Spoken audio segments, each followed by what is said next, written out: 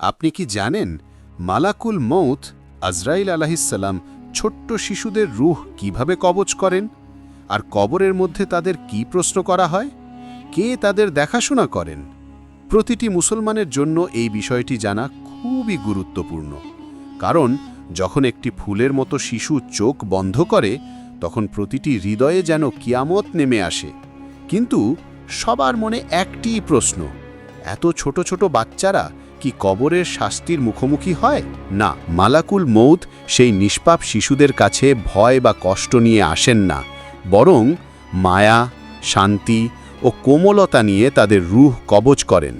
কোনো ব্যথা নেই, কোনো যন্ত্রণাও নেই, শুধু এক মুহূর্তেই রূহ দেহ থেকে বের হয়ে যায়, যেন ফুল থেকে সুগন্ধ বের হয়।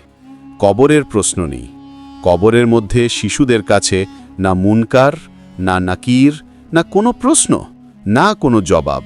ইসলামী বর্ণনায় আসে যে অল্প বয়সী নিষ্পাপ শিশুদের জন্য কবরের আযাব নেই। তাদের দেখাশোনা করেন কে? হাদিসে এসেছে যে এই শিশুদেরকে জান্নাতের বাগানে রাখা হয়, যেখানে তাদেরকে হযরত ইব্রাহিম আলাইহিসসালামের গর্ভে লালন পালন করা হয়। তারা জান্নাতের চরম সুখ ও আনন্দে থাকে।